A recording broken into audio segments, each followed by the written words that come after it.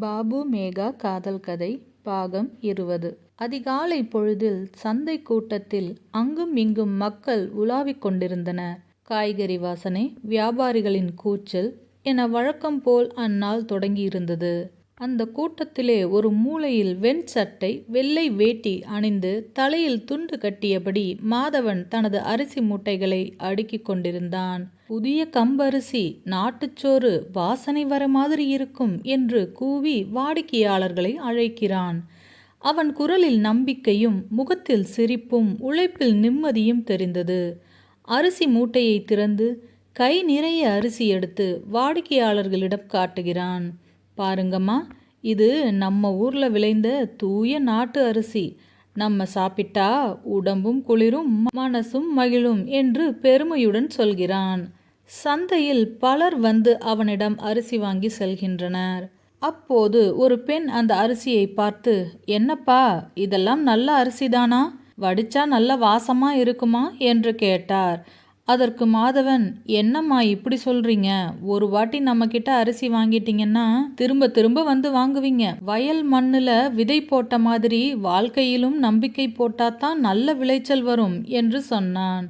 இப்படி வியாபாரம் சுமூகமாக நடந்து கொண்டிருந்தது. ஆனால் அந்த நாள் எப்பொழுதும் போல இருக்காது என யாருக்கும் தெரியாது. என்ன நடந்திருக்கும் பார்ப்போம். நேரம் செல்ல செல்ல வெயிலின் கொடுமையை ஓரம் கட்ட விரிந்திருந்த புளிய மரத்தின் நிழலில் மாதவன் அரிசி மூட்டைகளை அடுக்கிக் கொண்டிருந்தான். அவனுக்கு அருகே தன் நண்பன் பரட்டை நின்று கொண்டு அவன் வியாபாரத்திற்கு உதவி செய்து கொண்டிருந்தான். சந்தை முடிந்த பிறகு மாதவனின் அரிசி கடை அருகே மாதவன் முத்துலட்சுமியை பற்றியே யோசித்துக் கொண்டிருந்தான். அப்போது பரட்டை தன் கையில் ஒரு வாழைப்பழத்தை தின்று கொண்டு, என்னடா மாதவா, யோசனையிலே இருக்கியா? என்னதாண்டா ஆச்சு உன் காதல் கதை என்று கேட்கிறான். என் காதல் கதை கிணத்துல போட்ட கல்லு மாதிரி அப்படியே தாண்டா இருக்கு. எந்த முன்னேற்றமும் இல்லை என்று சலிப்புடன் சொல்கிறான் மாதவன். சரி, இப்ப நீ என்ன பண்ணலாம்னு இருக்க என்று பரட்டை கேட்க, இல்லடா, நான் எப்படியாவது என் காதல் அவளுக்கு சொல்லணும். அவளுக்கு புரியிற மாதிரி சொல்லணும். ஆனா அது எப்படின்னு தாண்டா தெரியல. நானும் பல முறை அவகிட்ட சொல்லி பார்த்துட்டேன். ஆனா அவ சரியா காதுல கூட வாங்குற மாதிரி தெரியல என்று கவலையாக பேசிக்கொண்டிருந்தான். உடனே பரட்டை, அப்படியா, சூப்பர். இப்ப நீ மறுபடியும் வேற எப்படி சொல்ல போறேன்னு சொல்லு. நீ அந்த அம்மாவை தீபாவளி பலகாரம் கொடுக்கும்போது கட்டி பிடிச்சி கலாட்டா பண்ணேன்னு சொன்னியே, அப்பவே அது ஊரை விட்டு ஓடி போயிருக்கும். ஏண்டா இப்படி பண்ற? ஒரு பொண்ணு கையில கிடைச்சிடக்கூடாது, விடமாட்டியே என்று சொன்னான். டேய், பெண்கள் எல்லாம் ரொம்ப மென்மையானவங்கடா. நீ இப்படி முரட்டுத்தனமாக பண்ணினா அவங்க உன்னை விட்டு விலகி போயிடுவாங்க. அதனால் இந்த வாட்டி நான் சொல்கிற மாதிரி செய் என்றான் பரட்டை. அப்படியா? சொல்லு. இது வரைக்கும் நான் செஞ்சது தான் எதுவும் ஒழுங்காக வேலை செஞ்ச மாதிரி தெரியல. இப்போ நீ சொல்கிறதாவது நடக்குதான்னு பார்ப்போம் என்றான் மாதவன். அப்படி கேளு. இப்போ சொல்கிறேன் கேட்டுக்கோ. நான் ஏற்கனவே சொன்ன மாதிரி பெண்கள் பூ மாதிரி. அந்த பூவை நீ பார்த்து பொறுமையாகத்தான் பறிக்கணும். அதை விட்டுட்டு உன் முரட்டு கையால் இழுத்து பிடிச்சு கசக்குனன்னா அந்த பூ செத்து போயிடும். அதனால் இப்போ நீ ஒரு பேனாவையும் பேப்பரையும் எடு.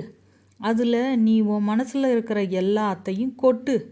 அதை நான் கொண்டு போய் முத்துலட்சுமி கிட்ட கொட்டுறேன். அப்புறம் பாரு உன் காதல் எப்படி பிக்கப் ஆகுதுன்னு என்று சொன்னான் பரட்டை. ஏண்டா இப்படி திடீர்னு எழுத சொல்லிட்ட? சரி, நீ ஏதோ சொல்கிற, என் மனசில் இருக்கிறத அப்படியே எழுதுறேன் என்று சொல்லி கையில் பேனாவும் பேப்பருமாய் நின்று கொண்டிருந்தான் மாதவன். திடீரென்று பரட்டையிடம் அந்த பேனாவையும் பேப்பரையும் கொடுத்து, நான் சொல்வதை அப்படியே எழுது என்று சொல்லி, முத்து, நீ என் சொத்து என்றான். என்னடா எழுதுறியா இல்லையா என்று பரட்டையிடம் கேட்க, இதை எழுதிவிட்டு, ஐயையோ, இது என்னடா கவிதை? இதை கேட்டால் இப்போவே அவள் ஊரை விட்டு ஓடியில் போயிடுவா. நீ சாதாரணமாக பேசுடா. முத்துலட்சுமி, நான் உன்னை காதலிக்கிறேன், நீ என்னை கல்யாணம் பண்ணிக்கிறியா அப்படின்னு கேட்டுடு. நீ கவிதை கிவிதைன்னு எதையாவது சொல்லி அவங்க மயக்கம் போட்டுட போகிறாங்க என்று பரட்டை கிண்டலடித்தான். அதற்கு மாதவன், டேய், அதெல்லாம் முடியாது. நான் முடிவு பண்ணிட்டேன். என் பொண்டாட்டிக்காக நான் தான் கவிதை எழுதுவேன். வேற யார் செய்வா இதெல்லாம்? ஆனால் அவளை பார்க்கும்போது கவிதை மட்டும் இல்லடா, வார்த்தை கூட சரியாக வரமாட்டேங்குது. மூ மூ அதுக்கு மேலே எதுவும் சொல்ல முடியல என்று சொன்னவுடன், அப்படியா, நீ மூ மூன்னு சொல்லிக்கிட்டே இருந்தின்னா உனக்கு ஏதோ அவசரம்னு அவ தப்பாக நினச்சிக்குவாடா. ஏண்டா இப்படி பண்ணுற? சரி, எதையாவது எழுதி வை. அவ சந்தைக்கு வந்ததும் இந்த அரிசி மூட்டையோட சேர்த்து கொடுத்துடு என்று சொன்னான் பரட்டை. அதற்கு மாதவன், என்னடா சொல்ற? அரிசி வாங்கினால் காதல் கடிதம் இலவசம்னு சொல்றியா என்று கேட்க, ஐயோ கொடுமையே, இவன் வியாபார புத்தி போகுதா பாரு. டேய், அவள் அரிசி வாங்குற சாக்கில் உன் காதல் கடிதத்தை அவன்கிட்ட கொடுத்துடுன்னு சொன்னேன். நீ பாட்டுக்கு அரிசி வாங்குற எல்லாருக்கும் இந்த கடிதத்தை அச்சடித்து கொடுத்துறாத, அப்புறம் பஞ்சாயத்தை கூட்டிப்பிடுவானுங்க.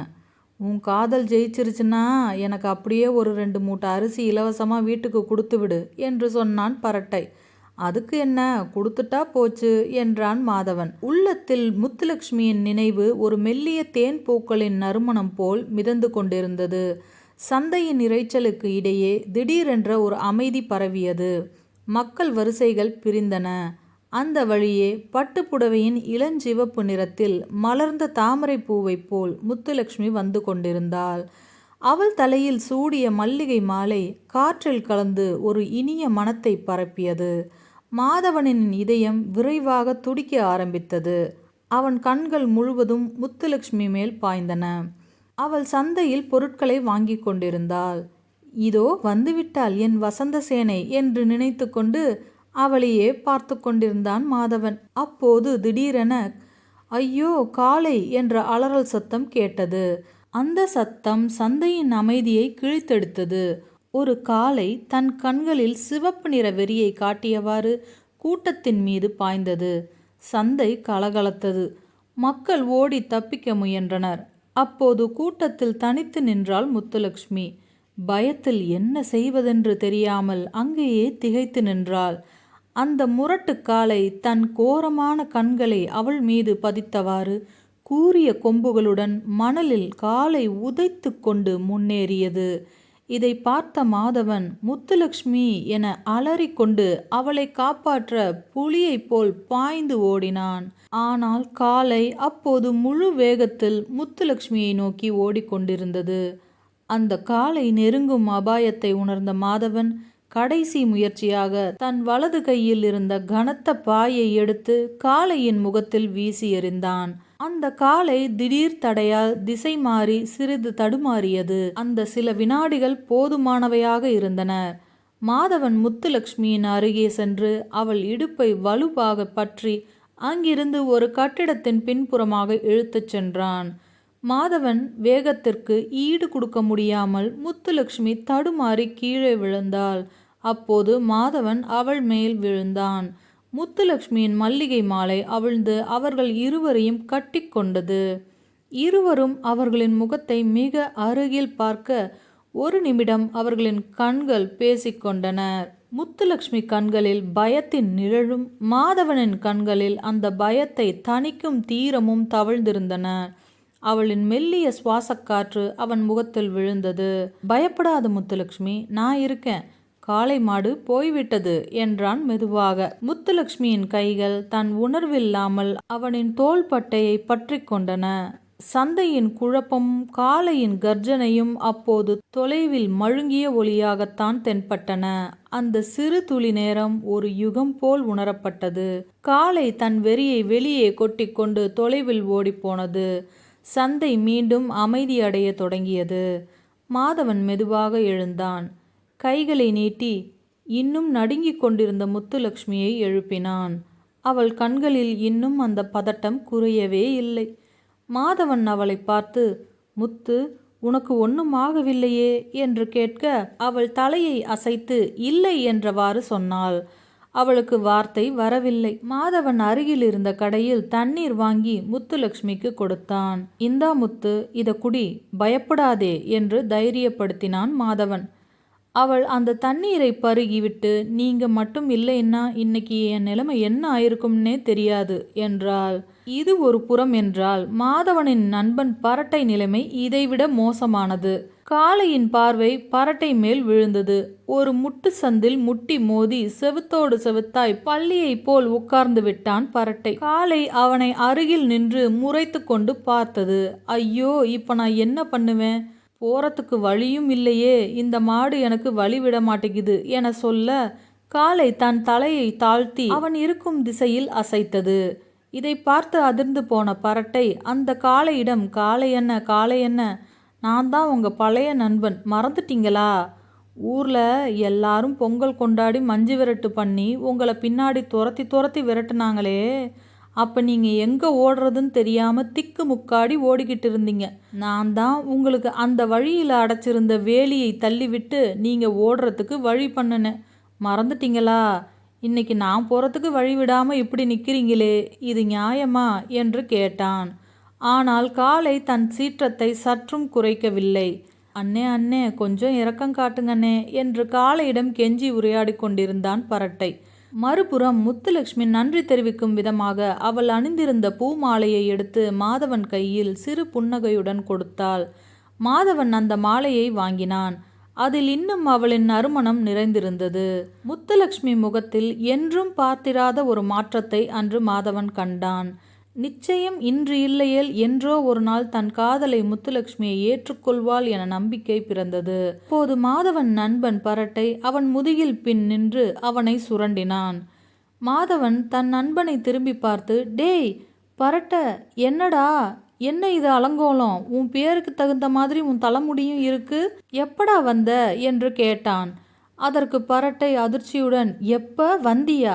நீ என்னை பார்க்கவே இல்லைல்ல என்று கேட்டான். இல்லடா, காளமாடு வந்ததும் எனக்கு ஒன்றுமே புரியல. முத்துலட்சுமியை காப்பாற்றணும்னு ஓடி போயிட்டேன், அதான் என்று சொன்னவுடன், உன் லவ்வை பிக்கப் பண்ண என்ன அந்த மாட்டுக்கிட்ட மாட்டி விட்டு போனியா என்று கேட்டான் பரட்டை. என்னடா சொல்ற, எனக்கு ஒன்றும் புரியலையே என்று மாதவன் கேட்க, டேய் உன் முத்துலட்சுமியை பாத்தியே, பக்கத்தில் இருந்த என்ன பாத்தியாடா? நீ தூக்கி போட்டியே ஒரு பாய், அந்த பாய்க்குள்ளதான்டா நான் ஒளிஞ்சிருந்தேன். நீ அந்த பாயை தூக்கி போட்டுட்டு அவ கூட ஓடி போயிட்ட. ஆனால் அந்த காளமாடு என்ன துரத்த ஆரம்பிச்சிருச்சுடா. உனக்கு ஐடியா கொடுத்தவனையே பாடையில் போக ஐடியா பண்ணிட்டல்ல நீ என்று பரட்டை தன் ஆதங்கத்தை சொல்லி கொண்டிருந்தான். என்னடா பரட்ட இப்படி சொல்ற, அப்புறம் என்ன ஆச்சு என்று கேட்டான் ஆச்சரியத்துடன் மாதவன். அப்புறம் என்ன, அந்த காளமாடு கையில காலில் விழுந்து மறுபிறவி எடுத்து தப்பிச்சு வந்திருக்கேன்டா இப்போ என்று பரட்டை சொன்னான். அதற்கு மாதவன், காலில் விழுந்த சரி, கையில் விழுந்தன்னு சொல்றியே, அது எப்படி என்று சொல்லி முடிப்பதற்குள், வேண்டாண்டா இதோட விட்டுடு என்ன என்றான் பரட்டை. தன் நண்பனை சமாதானப்படுத்த, சரி வாடா வாடா, உனக்கு டீயும் வடையும் வாங்கி தரேன் வா என்று அழைத்து கொண்டு சென்றான் மாதவன். இக்கதையின் தொடர்ச்சியை அடுத்தடுத்த காணொளியில் காண்போம். இந்த காணொளி தங்களுக்கு பிடித்திருந்தால் லைக் செய்து சப்ஸ்கிரைப் செய்து கொள்ளுங்கள். நன்றி.